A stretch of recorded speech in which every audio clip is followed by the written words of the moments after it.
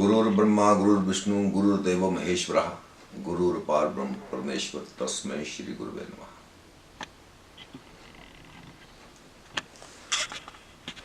हम जब तक गुरु दीक्षित नहीं होते तब तक किसी भी शुभ कार्य को करने से पहले हमारे शास्त्रोक्त कथनानुसार गणपति जी की वंदना, गणपति जी का ध्यान, गणपति जी का नाम लेते हैं। किंतु जब हम गुरु दीक्षित होते हैं उससे बाद गणपति जी से भी पहले गुरु को प्रणाम करना एक शास्त्रोक्त सिद्धांत है, प्रिंसिपल है। तो आज के इस कार्यक्रम में सबसे पहले मैं अपने गुरु महाराज को वंदना करता हूं। उससे बाद वंदे वाणी विनायको,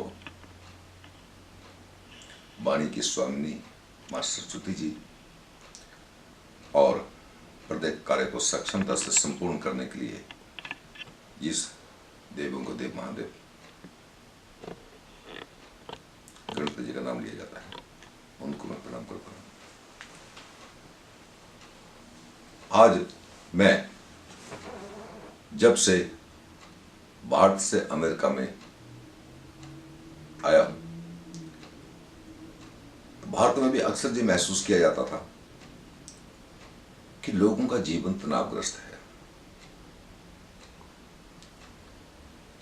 और विश्व के सबसे संपन्न, सबसे सक्षम राष्ट्र अमेरिका में आकर भी मैंने यही महसूस किया कि जहां भी लोगों का जीवन तनावग्रस्त है, और बल्कि अगर ये कह दूं तो अतिशयोक्ति नहीं होगी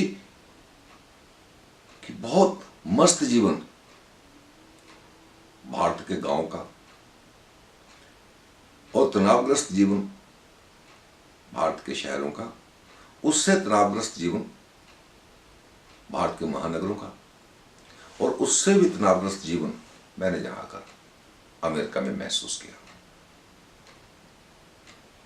तो इस तनावग्रस्त जीवन में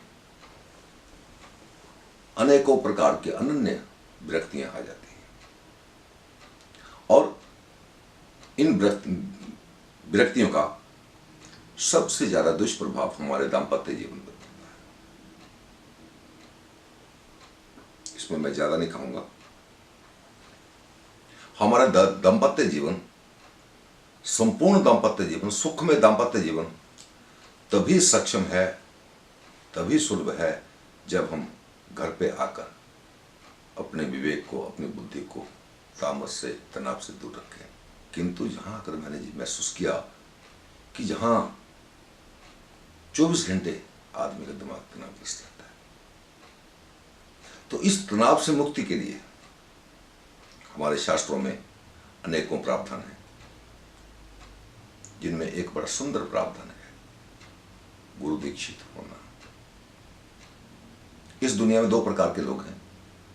एक प्रकार है मनमुखी और एक प्रकार के गुरुमुखी। जो मनमुखी प्रकार है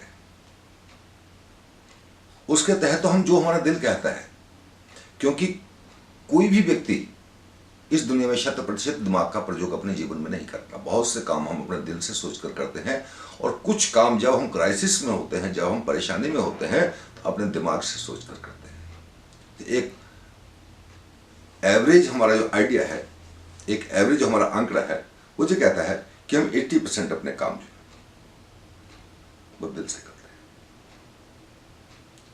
और 15% our activity related to our brain, हम 15% जो काम है अपने दिमाग से करते हैं, और 5% जो बच गए ये आत्मा के सौल।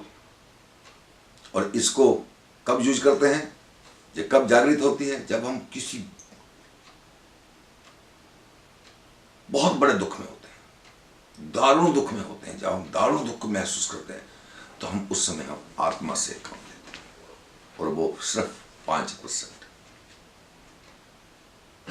कुल मिलाकर हमारा आज का विषय है कि हम अपने जीवन को तनाव मुक्त कैसे करें।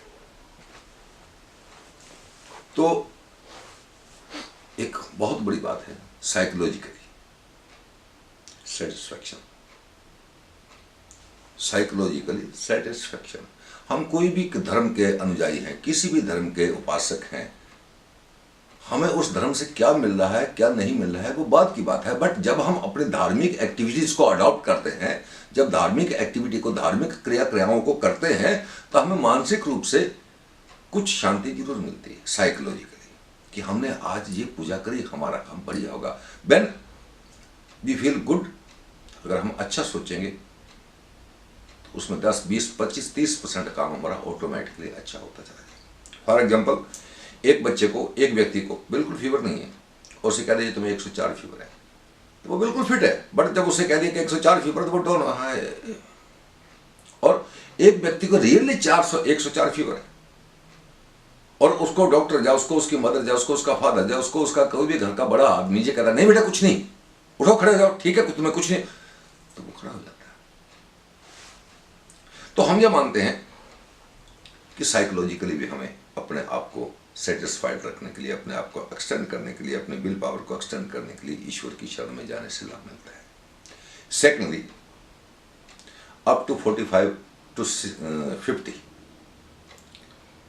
आज के प्रवेश में, क्योंकि पहले उम्र ज्यादा थी, आज उम्र कम है इंसान की, तो अगर हम शास्त्रों का अध्ययन करें तो 55-60 साल की उम्र के बाद वानप्रस्थ आश्रम का निर्देश दिया गया था, किंतु आज हम सोचें तो 40 साल की उम्र के बाद वानप्रस्थ में चले जाओ, कोई अतिशयोक्ति नहीं होगी, क्योंकि उम्र कम हो गई है। तो उस स्थिति में, और दूसरी बात कि up to age of 40 years हम बड़ी से बड़ी क्राइसिस को झेल लेते हैं और मस्त जिंदगी जीते हैं, कोई भी प्रॉब्लम है उस प्रॉब्लम का देख लेंगे चलेगा। बट आफ्टर 40 years जब 2-4 बच्चों का बर्डन हम पे पड़ जाता है, परिवार का जिम्मेवारियां, बच्चों की जिम्मेवारियां, जब जैसे जैसे हमारे जीवन पर, हमारे अपने लाइफ पर, हमारी अपनी सोच पर इन चीज़ों का वजन बढ़ता चला जाता है, तैसे तैसे हमारा दिमाग डिप्रेस होने लगता है। तो उस स्थिति में मेरा व्यक्तिगत अनुभव कि अगर हम गुरु दीक्षित हों, अगर हम गुरु दीक्षित हों तो हमें 24 आवर साइकोलॉजिकली ही सही एक विल पावर मेंटेन हमारी जरूर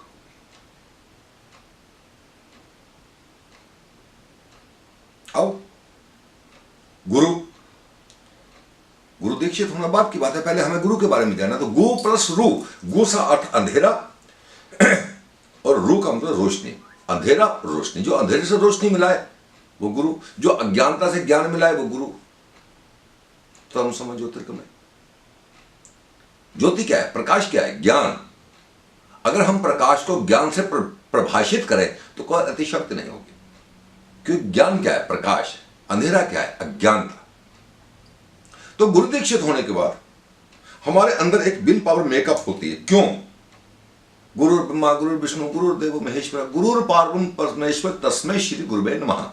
तो गुरु का स्मरण करने से ब्रह्मा विष्णु महेश तीनों का स्मरण हो जाता है। एक और हमारी क्षेत्रीय भाषा में लोकोक्ति है, हमारे नॉर्थ इंडिया की लोकोक्ति है, गुरु गुंगे गुरु बावरे।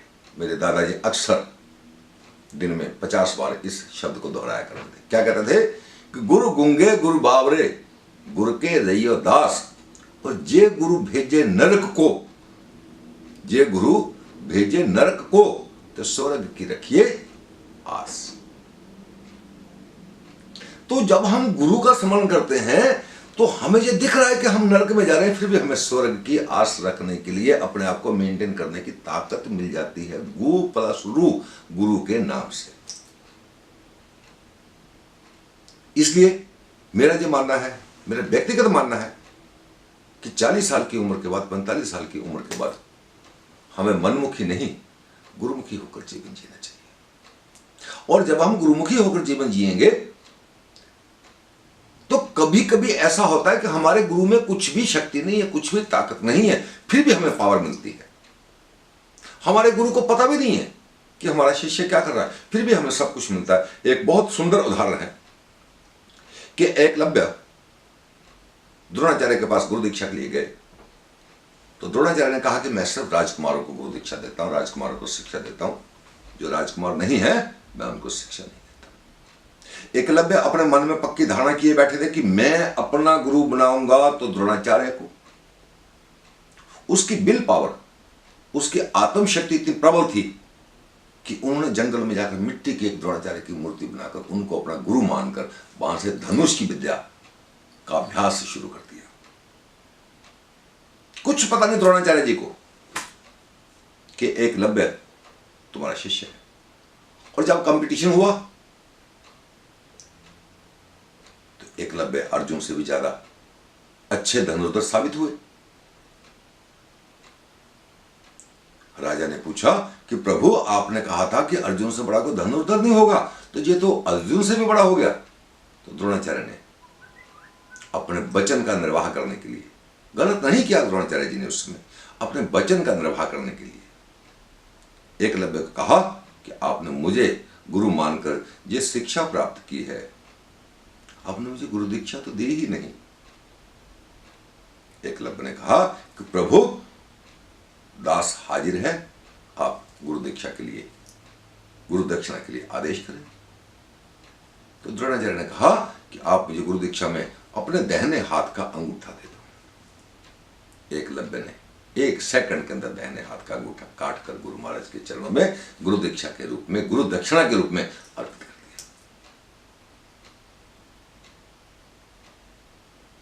अब इससे ज्यादा मैं और हमारे पौराणिक जो कथाएं हैं उनके अनुसार उदाहरण नहीं दे सकता।